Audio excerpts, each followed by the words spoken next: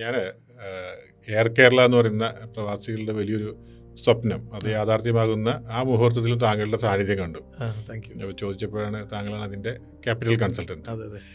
അപ്പോൾ എനിക്ക് തോന്നിയ കുറച്ച് ചോദ്യങ്ങളാണ്. സാധാരണ ഇത് കണ്ടുകൊണ്ടിരിക്കുന്ന എല്ലാ മലയാളികളായിട്ടുള്ള പ്രേക്ഷകർക്കും ഈ ചോദ്യം ഉണ്ടാവും. എന്താണ് എയർ കേരള? ആരാണ് അതിൻ്റെ ഇൻവെസ്റ്റർ? ഗവൺമെൻറ് പങ്കാളിത്തമുണ്ടോ? അല്ലെങ്കിൽ എങ്ങനെയാണ് അതിനകത്ത് നമ്മളും കൂടി ഭാഗമാകുക എന്നുള്ളത്? ജനങ്ങൾക്ക് ഭാഗമാകാൻ തീർച്ചയായും താല്പര്യം ഉണ്ടാവും. ആദ്യമായി ചോദിക്കേണ്ടത് താങ്കൾ എങ്ങനെയാണ് ഇതിൻ്റെ ഭാഗമായത്? ഞാൻ ആക്ച്വലി 2 months ബാക്കാണ് ഞാൻ അഫിക്കാനെ പരിചയപ്പെടുന്നത്. അവർക്ക് കുറേ ഇൻവെസ്റ്റേഴ്സ്, അതായത് venture capital, private equity 75-50 CR ഉള്ള ഇൻവെസ്റ്റേഴ്സ് ഓൾറെഡി റെഡി ആയിട്ട് വന്നിട്ട് അപ്പോൾ ഇവരോട് സംസാരിക്കണം, ഇവരോട് ഇത് കമ്മ്യൂണിക്കേറ്റ് ചെയ്യണം, ഇതിൻ്റെ വാല്യുവേഷനെ പറ്റി പറയണം. അപ്പോൾ അത് എൻ്റെ ജോലി അതാണ്. ഞാനൊരു ക്യാപിറ്റൽ കൺസൾട്ടൻ്റ്, അതാണ് എൻ്റെ ഒരു മെയിൻ കോർ ഏരിയ. അപ്പോൾ അത് അങ്ങനെ ഒരു കമ്മ്യൂണിക്കേഷൻ സംസാരിക്കാനുള്ള ഒരു റിക്വയർമെൻ്റ് ആയിട്ടാണ് എൻ്റെ അടുക്ക് വന്നത്. അപ്പോൾ പറഞ്ഞു വന്നപ്പം ഇവർ ഇതിൻ്റെ വിഷനും കാര്യങ്ങളൊക്കെ പറഞ്ഞപ്പം അഫിക ബിഗിനിങ്ങിൽ പറഞ്ഞത് നമ്മുടെ സ്വന്തം എയർലൈൻ എന്നാണ്. നമുക്കൊരു അഭിമാനമാണല്ലോ കേരളത്തിൽ, നമ്മുടെ സ്വന്തം എയർലൈൻ എന്ന് പറയുമ്പോൾ ഞാൻ നമ്മുടെ സ്വന്തം എന്ന് പറയുന്നു.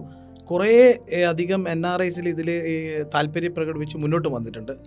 അപ്പോൾ ഈ ഇത്രയും താല്പര്യം പ്രകടിപ്പിച്ച് ഇവർ വരുമ്പോൾ സമയത്ത് അവർക്ക് സ്വന്തമാവില്ലല്ലോ. കൊടുക്കടിക്ക് സ്വന്തമാണെങ്കിൽ അവർക്കും ഒരു എന്തെങ്കിലും ചെറിയൊരു പങ്കാളിത്തം വന്നാലാണോ സ്വന്തം എന്ന് ഫീൽ ചെയ്യുക. അപ്പോൾ അങ്ങനെ ഞാൻ പറഞ്ഞത് എന്തുകൊണ്ട് ഇതിനെ നിങ്ങൾക്ക് സത്യം പറഞ്ഞാൽ നമ്മുടെ സ്വന്തം എന്ന് പറയുമ്പം ഒരുവിധം എല്ലാ NRIസിനും പോസിബിളി താല്പര്യമുള്ളവർക്ക് ഇതിൻ്റെ ഭാഗമാക്കാൻ പറ്റും. അങ്ങനെയാണ് നമ്മൾ ഇവരുടെ എക്സിസ്റ്റിംഗ് പ്രൈവറ്റ് ലിമിറ്റഡ് കമ്പനി എന്നതിനെ നമ്മൾ പബ്ലിക് ലിമിറ്റഡ് കമ്പനിയായിട്ട് കൺവേർട്ട്, നമ്മുടെ സിയാലൊക്കെ പോലെ പബ്ലിക് ലിമിറ്റഡ് കമ്പനിയായിട്ട്, CIAL Cochin international airport limited ആണ്. അതൊരു പബ്ലിക് ലിമിറ്റഡ്, ലിസ്റ്റഡ് കമ്പനിയല്ല, പബ്ലിക് കമ്പനിയാണ്. അപ്പോൾ അതിൻ്റെ കൺവേർഷനും ഇതൊരു ലിസ്റ്റഡ് കമ്പനി ആക്കണമെങ്കിൽ IPOയിലേക്കൊക്കെ വരണമെങ്കിൽ എത്ര കാലതാമസം ഉണ്ടാവും? ഒരു 5-6 വർഷം കൊണ്ട് പൊട്ടൻഷ്യലി ഒരു ലിസ്റ്റഡ് കമ്പനി. ഇന്ത്യയിൽ ആകെ 2 എയർലൈൻസ് മാത്രമേ ലിസ്റ്റഡ് ആയിട്ടുള്ളൂ. ഒന്ന് സ്പൈസ് ജെറ്റും പിന്നെ ഇൻഡിഗോ. ഇത് 2 മാത്രമേ ഇന്ത്യയിൽ ഇപ്പോൾ ലിസ്റ്റഡ് ആയിട്ടുള്ള. ആരും തന്നെ ഇല്ല, ലിസ്റ്റഡ് അല്ല.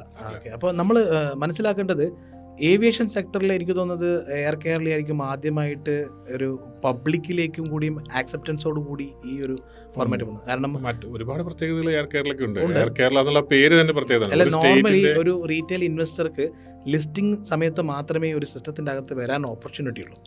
അപ്പോൾ ലിസ്റ്റിങ്ങിന് മുമ്പ് തന്നെ ഒരു പൊട്ടൻഷ്യൽ ഇൻവെസ്റ്റേഴ്സിന് ഇതിൻ്റെ അകത്ത് വരാനുള്ള ഒരു ഓപ്പർച്യൂണിറ്റി ആയിട്ടാണ് നമ്മൾ ഇതിനെ കാണുന്നത് എയർ കേരളയെ കുറിച്ച്. Fintaxman, the mentor your business needs.